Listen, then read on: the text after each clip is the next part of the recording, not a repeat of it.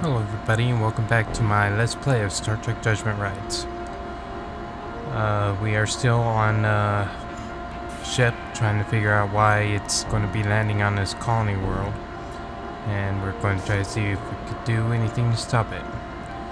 I know I'm going to be sounding a little different this time because I got a new microphone kit set up, so we'll see how this turns out.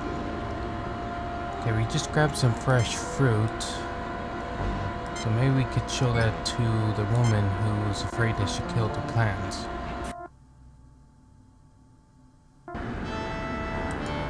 It's this way. The layout of this place is really weird.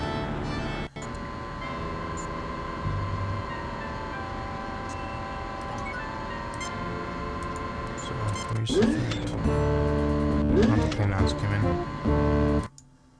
You got the plants to give fruit again, and I'd given up. Oh, I'm so happy.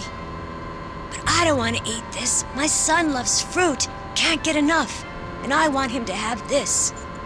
Please take it to him. He should be playing in the sleeping hall. I've warned him about not talking to strangers, but it's all right if you do so. You can tell him I said it was okay. Well, hold on, let me fix the text display. Alright. Now we could talk with this woman's son, which we saw playing in the play hall.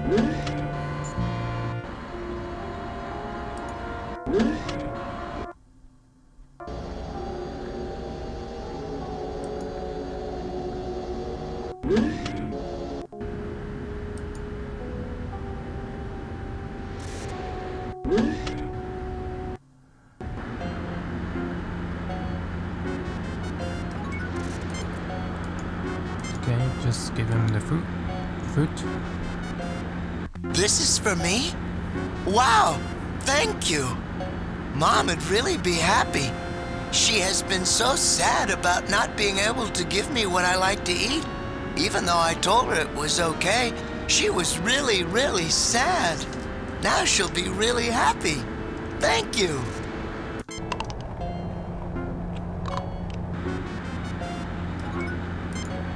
Hi there, remember me? Uh-huh. I remember. You want to ask me about something. Tell me about Tuscan and his friends. Tuscan and his friends aren't nice to me. They're nice to my mom because they trust her, though. She's the only one that brings them food. Sometimes she brings me safe food, too, but she hasn't lately. I get pretty hungry because the safe food I put away in a secret place isn't any good anymore. Tell me about Tuscan and his friends. Tell me about the playroom. It's through there, through the east door. Tuscan and his friends have taken it over. They play mean, except they don't play mean to my mom.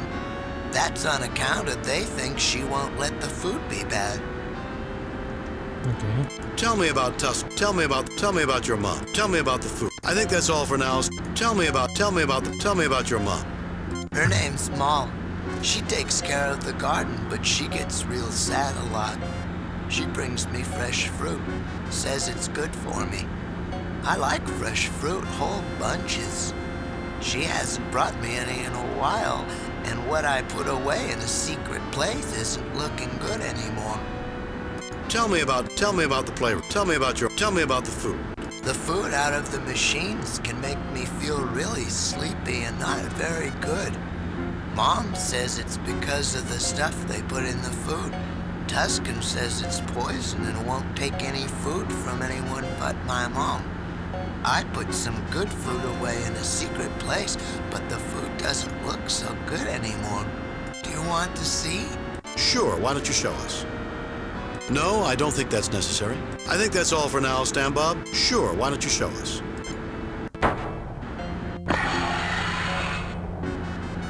The youngster opens a hidden cabinet near him, and a sour smell like rotting fruit flows from the opening. See, it went bad. This lump of decaying muck no longer offers any appeal as a tasty meal, but you can recognize that's what it once was. That's probably pretty gross. It's slippery, sloppy, stinky, and goopy, but you collect what's there into a large specimen bag.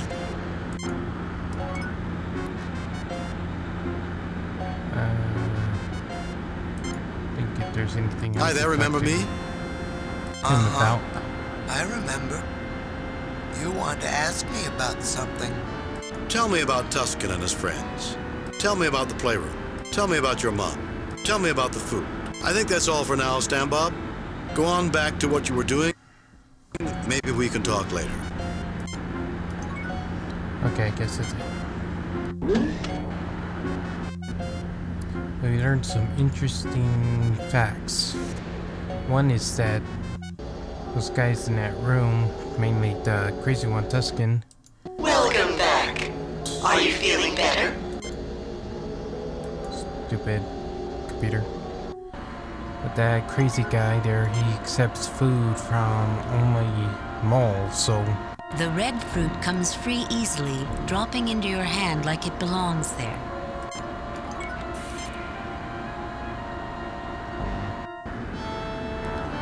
There's something where the computer seemed to say something about taking alkaloids away. Maybe we could use the fruit and they'll take the tranquilizers out of that.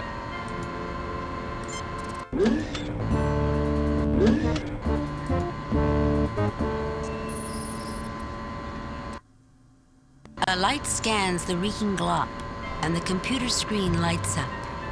The alkaloids present in this organic mass can be reduced to a high-potency tranquilizer. The undesirable emetics and purgatives can be eliminated. The resultant drug should be mixed with prepared food and eaten to produce a soporific effect. Do you wish to prepare the specified tranquilizer from this mix? No, skip it. We'll just put this away and go on to something else. Yes, continue. Done.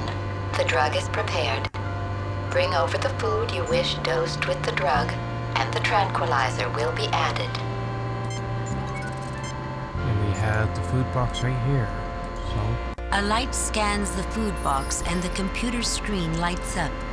The food in this box has been prepared with standard quantities of tranquilizing alkaloids, calmatives, and euphorics. The drugs and chemicals added in preparation cannot be extracted without degradation of their potency.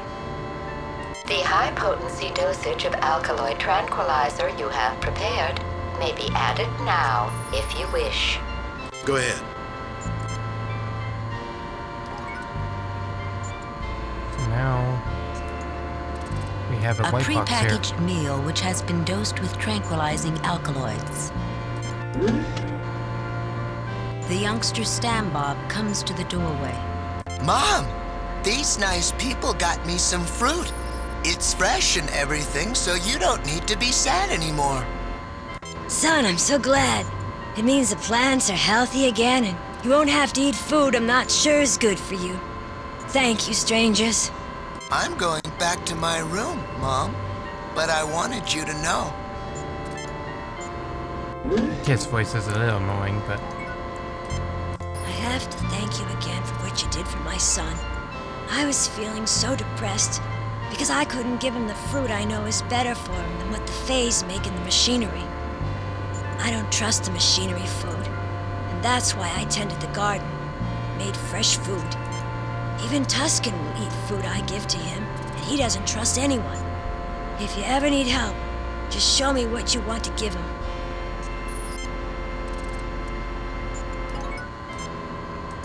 Okay, so she's offered help. Tuscan will only accept food from you.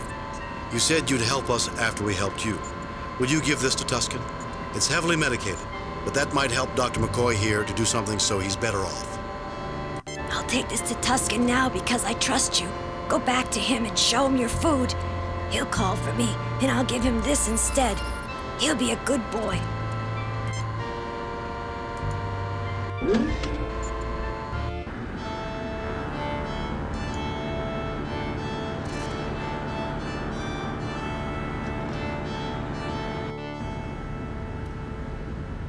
Okay, going on, back to the playroom.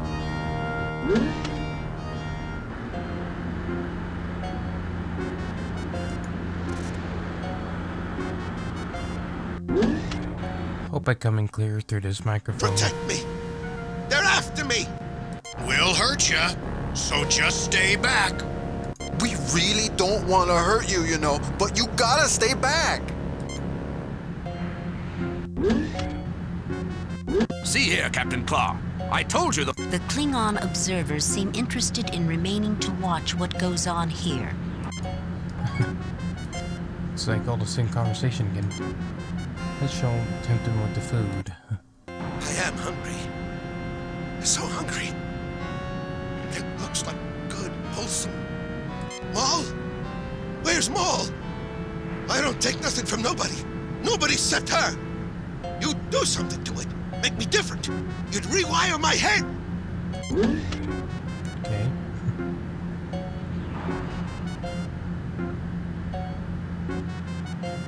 Call for me, Tusken? I thought you might be hungry, so I brought you something you could safely eat. You know you can trust me, Tusken. Yeah, I know I can. And I am hungry. Didn't want to eat something I couldn't be sure of, though. Give me that.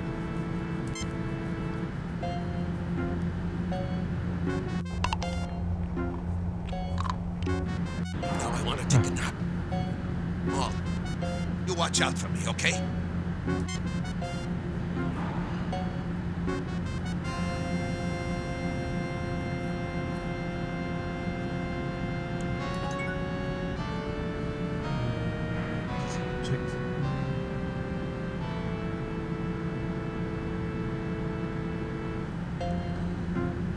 Okay.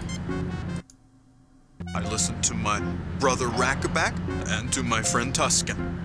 They said, well, Tusken's just confused.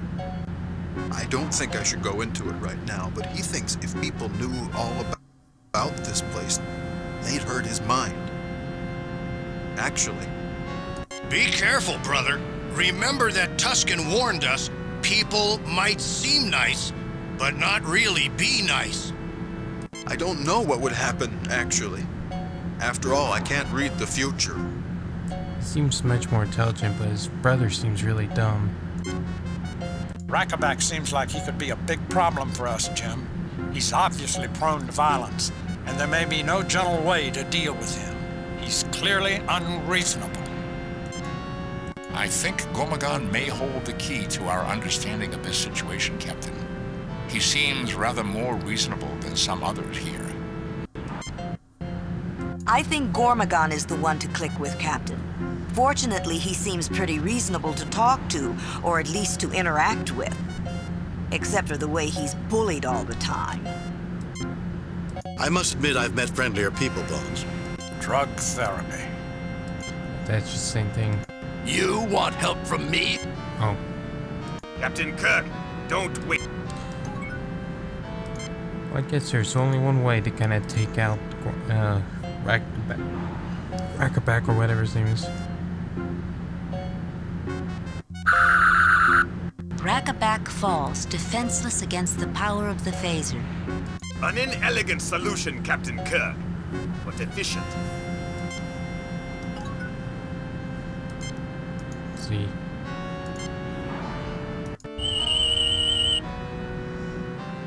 Like so many others aboard this ship, he's the that's just the victim same of... thing.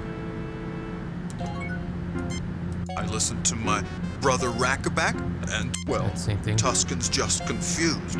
I'm sure things would change. It might be a change for the better, maybe. Maybe not. I'm not sure what to think of you. I just don't know if I should trust you. Well, Gormagon, I think you should trust them. They've repaired the garden, which is good for all of us. They gave fresh fruit to my boy Stan Bob, when even his own mother couldn't manage that. Well, despite some misgivings I had, I'll accept what others have said about you. I think I should show you the way into the heart of the phase, the secret entry that Tusken is so afraid of. I feel that something good can come of this. Yeah, it's an interesting walk.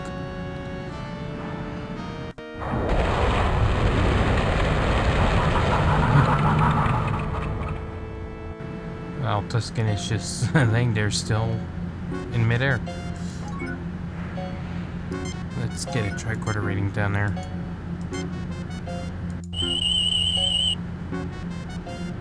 Captain, I'm getting a thoroughly anomalous reading. This passage definitely defies the physical laws of space and time. Are you suggesting it might be some kind of space warping portal, Spock? I am reluctant to speculate without data, Captain. I've never seen anything quite like this. Captain, if I may interject, that disparity is something we've glimpsed throughout this ship. There is a sophisticated food delivery system and a food-producing hydroponics garden. It is as if the parts of this ship don't fit together, or as if there were some purpose beyond the obvious. I was thinking the same thing myself, Lieutenant. I'd like to have a talk with whoever is behind this. And I also, Captain Kirk. I believe our observations have been as anomalous as yours. Moreover, I don't think the Fays are the ones we must address our questions to.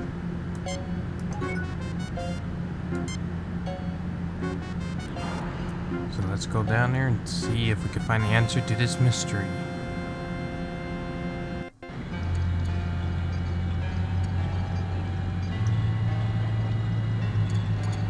Well. This looks almost identical to the containers that house the Fays. In this section of the wire webwork, you see new wire replacing a burned-out section. This room appears strangely compressed, giving a sense of closeness that borders on the discomforting. Every wall is interlaced with what looks like a web cage of electrical wirework, with almost organic-looking nodules and bubbles. You have the distinct sense that you're inside a machine and that it doesn't seem to occupy space in any natural fashion. An opaque hemispheroid through which nothing is visible. This looks almost identical to the containers that house... Oh, that's just the same thing. Recognition of the broad realm of possibilities, challenges, and curiosities this room represents shines reflected in her dark eyes. A man whose life is devoted to organic living things, Dr. McCoy seems utterly out of his element, surrounded thus by inorganic machinery, and the uneasy sense that this too might be life of a sort. The Vulcan's interest in his surroundings is sharply piqued by what appear to be irreconcilable spatial anomalies and discontinuities of technologic sophistication. Okay. The captain is uneasy, certain that this claustrophobic-seeming room holds challenges yet to be discovered. A Klingon crewman wearing a look of disdain and distrust. A Klingon officer whose... This room appears strangely... Okay, that's the same thing. Before I do any talking, I'm going to call it a Let's Play here, so let me save it. Save new game, replace pre... And I'll see you guys in the next video. Bye.